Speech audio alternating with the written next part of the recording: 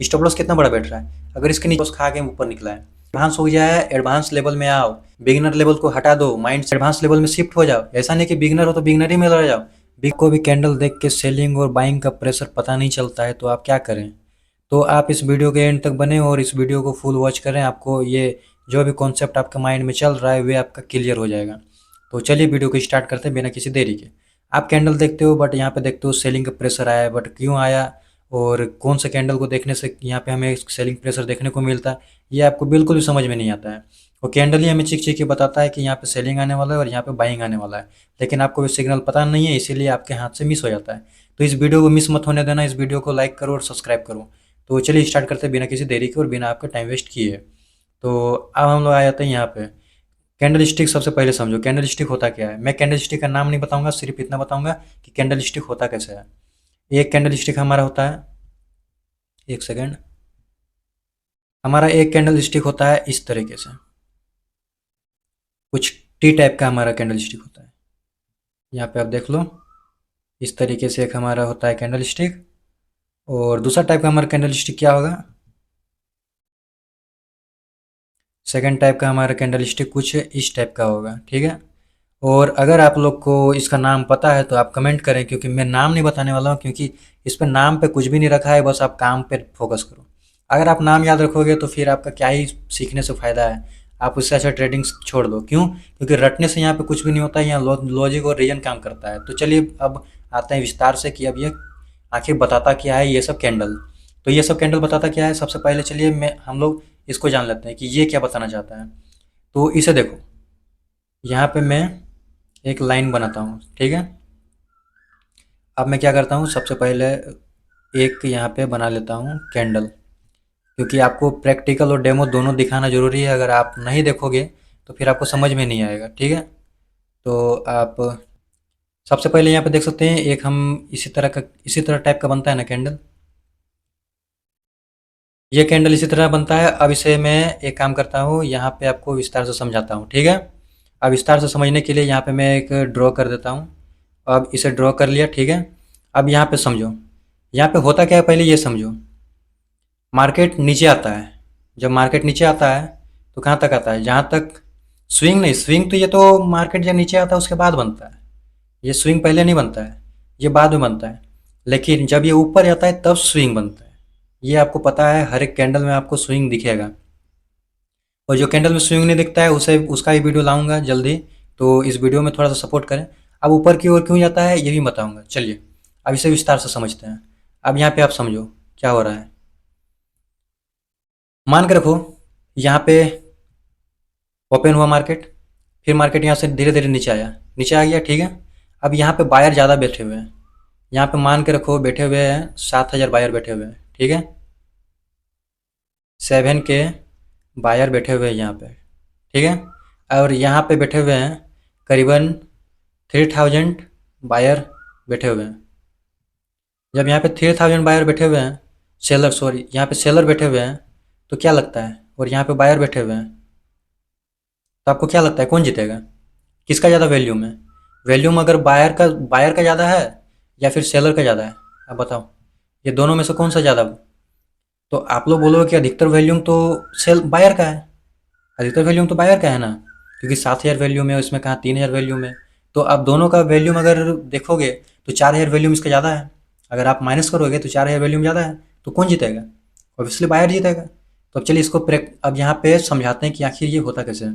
और बायर सब ऑर्डर कैसे लगाता है ये भी समझो, क्योंकि इसको आपको देख के पहचानना है कि बायर आता कैसे है और बायर इसमें पंप कैसे करता है और डंप कैसे करता है, आपको ये समझना है। ना कि आपको कैंडल स्टिक नाम याद रखना है कि अगर ये बन रहा है तो इसलिए बन रहा है उसलिए बन रहा है। आपको ये सबसे कोई भी मैटर नहीं करना है, डजेंट मैटर। आपको ये सब एकदम भूल जाना है, आपको नया फार्मूला याद रखना है बस। ये 2025 का एक अच्छा फार्मूला है, आप बस इसे याद रखो, कोई भी नाम याद रखने की जरूरत नहीं है। तो आ जाओ, अब यहाँ पे समझो, यहाँ पे मान के रखो 1 रुपया प्रीमियम में मिल रहा है, यहाँ पे 3 रुपया प्रीमियम में मिल रहा है और कहीं पे 5 रुपये प्रीमियम में मिल रहा है, ठीक है। कहीं पे 5 रुपये प्रीमियम में मिल रहा है। अब मार्केट जब धीरे धीरे नीचे आ रहा है, मान के रखो, मैं थोड़ा सा इसे हटा लेता हूँ, ठीक है। अब मान के रखो मार्केट जब धीरे धीरे नीचे आ रहा है, अब यहाँ पे आया, तो यहाँ पे क्या है, बायर बैठे हुए हैं। अब मान के रखो यहाँ पे 2000 क्वांटिटी अगर बाइंग पे लगा हुआ है तो क्या होगा, बाइंग होगा 2000 क्वांटिटी। अब जब जब 2000 क्वांटिटी बाइंग होगा तो ये क्या होगा, प्राइस बढ़ेगा। और जब बढ़ेगा तो फिर क्या जाएगा, ये 3 रुपये को टच जरूर करेगा, क्योंकि एक दो करके ही जाता है तीन। तो 3 रुपये को टच किया, जैसे 3 रुपये को टच किया फिर क्या किया, यहाँ पे भी 3000 क्वांटिटी को बाई कर लिया जाएगा। यहाँ पे भी 3 रुपया प्रीमियम में भी 3 रुपया का क्वांटिटी बाय हो जाएगा, 3000 क्वांटिटी सॉरी। अब यहाँ पे बाय हो गया तो फिर क्या होगा, फिर मार्केट यहाँ से ऊपर निकलेगा। ऊपर निकलेगा तो फिर 5 रुपीज़ को तो टच करेगा ही करेगा मार्केट। और जब 5 रुपीज़ को टच करेगा तो फिर ये यहाँ पे भी 2000 क्वांटिटी को बाय किया जाएगा। और जब 2000 क्वांटिटी को बाय किया जाएगा तो क्या लगता है, यहाँ से ऊपर जाएगा मार्केट, ऑब्वियसली जाएगा। और यहाँ से फिर मार्केट ऊपर चला जाता है। तो बस ये कैंडल जब बनता है ना तो क्या लगता है, सब बोलते हैं अरे यार ये सपोर्ट में बन गया, और यहाँ पे अगर ये बन गया है तो क्या करें, इसको ले लें। हाँ, इसका अगर हाई क्लोज कर गया तो बस इसको उठा लो बाइंग की ओर, यही सोचते हैं अधिकतर बंदे। अगर आपको पता रहेगा तो आप यहाँ पे ट्रेड उठाओगे, ना कि आप यहाँ पे उठाओगे। ये रॉन्ग है। अगर आप इसका हाई ब्रेक करने पे अगर आप ट्रेड उठाते हो तो ये रॉन्ग है। और अगर आप यहाँ पे अगर ट्रेड उठाते हो इस वाले पोजीशन पे तो ये राइट है। अब चलिए मैं इसे थोड़ा सा क्लियर कर देता हूँ, क्योंकि ज़्यादा किचकिच हो गया यहाँ पे, तो इसे मैं हटा लेता हूँ। तो यहाँ तक आपको समझ में आ गया कि बाइंग क्यों करना है और सेलिंग क्यों करना है और बायर और सेलर में क्या है, ठीक है। यहाँ तक आपको समझ में आ ही चुका है। अब चलिए जानते हैं कि अब ये इसका जो ओपोजिट वाला बनता है वे क्यों बनता है। ये वाला जो सेलिंग प्रेशर वाला है, अब इसे समझते हैं। तो यहाँ पे क्या होता है, इसमें भी सेम फॉलो है। ये तो हमारा बाइंग वाला बन गया और ये हमारा सेलर वाला बन गया। दोनों में सेम ही है, ज़्यादा कुछ डिफरेंट है नहीं। बस क्या है, देखो वीक खाली छोड़ता है और ये ऊपर की ओर रहता है, ये नीचे की ओर रहता है, बस और कुछ भी नहीं है। और हाई लो क्लोज आपको इतना बस याद रखना है, और ट्रेड आपको कैसे लेना है बस यही सब याद रखना है। रिपीट करना नहीं चाहता हूँ, फिर भी थोड़ा सा एक फ्लो फ्लो में समझा देता हूँ आपको। यहाँ पे देखो, मार्केट यहाँ से ऊपर गया और जब मार्केट यहाँ से फिर नीचे आएगा, रिटर्न क्यों आता है, रिटर्न क्योंकि यहाँ पे बायर बैठे हुए रहते हैं इस जगह पे। जैसा कि मैंने 7000 और 3000 का एक बताया डेमो, कि एक एग्जांपल दिया, तो उसी तरह एग्जांपल यहाँ पे भी आप समझो कि 7000 और 3000 है। मान कर वो 7000 अगर सेलर के पास है और 3000 बायर के पास है ना। 7 के 7000 बायर सेलर के पास है और यहाँ पे बायर सब बैठे हुए हैं, उनके पास करीबन 3000 है, करीबन 3000 है, ठीक है। तो यहाँ तक मार्केट आता है। अब मैं ये ले लेता हूँ, ठीक है, इसे ले लिया। अब यहाँ पे क्या हुआ, मार्केट यहाँ से थोड़ा नीचे आएगा। जब 3000 क्वांटिटी को यहाँ से बाय किया जाएगा तो क्या होगा, ये ऊपर जाएगा, ठीक है। और जब यहाँ से जब फिर से ऊपर ये जाता है, 3000 क्वांटिटी जब यहाँ से बाय होगा तो ऊपर चला जाएगा। जब ऊपर जाएगा और वहाँ पे 7000 क्वांटिटी जो लगा हुआ रहता है, वे जब यहाँ पे जब बैठ जाता है मेन एरिया में, जो कि मैंने बताया कि कौन से एरिया पे उन लोग बाय करता है, अपना एक लिमिट ऑर्डर लगा के रखता है उन लोग। और वे जगह पे अगर चला जाता है तो क्या करता है, फिर वहाँ से सेलिंग आ जाता है। क्यों आता है, क्योंकि देखो वो सेल कर रहे हैं। अगर कोई भी चीज़ को, अगर कोई भी घड़ा से अगर पानी आप निकालोगे तो क्या होगा, उसका पानी तो घटेगा ही। और जब उसका पानी घटेगा तो क्या होगा, घड़ा ही सिर्फ जाएगा। तो बस इसे आप घड़ा समझो। अब ये धीरे धीरे नीचे आ रहा है, नीचे आ रहा है, तो नीचे आते आते क्या हुआ, पूरे नीचे आ गया। जब पूरे नीचे आ गया तो फिर क्या हुआ, पिछले बार मान कर रखो 2000 क्वांटिटी को बाई किया था, इस बार 1000 क्वांटिटी को बाई किया। जब 1000 क्वांटिटी को बाई करके यहाँ पे ऊपर ले गया तो फिर यहीं पे जहाँ पे वो ओपन हुआ था वहीं पे ये ले जाके क्लोज हो गया। क्यों हो गया, क्योंकि देखो यहाँ से भी ज़्यादा ऊपर नहीं जाने खोज रहा है और यहाँ से भी ज़्यादा ऊपर नहीं जाने दे रहा है, क्योंकि यहाँ पे धकेल रहा है और यहाँ से ऊपर की ओर धकेल रहा है। तो दोनों तरफ से अगर धकेल रहा है मार्केट को, समझो दोनों को अगर मार्केट को धकेल रहा है तो क्या होगा, वो एक अपना इनडिसीजन जैसा बनकर रह जाएगा। और रह जाएगा तो आखिर इसमें क्या दिख रहा है, सेलर का प्रेशर ज़्यादा दिख रहा है, क्योंकि बायर तो यहीं से खाली धकेल के लेके गया है। सेलर इतना दबाव दिया है कि सेलर की ओर घुस गया है। अगर इसका मिडिल में रहता तो मैंने पिछला वीडियो में बताया था कि मिडिल वाला क्यों बनता है, बस इसे याद रखो और ज़्यादा कुछ नहीं है।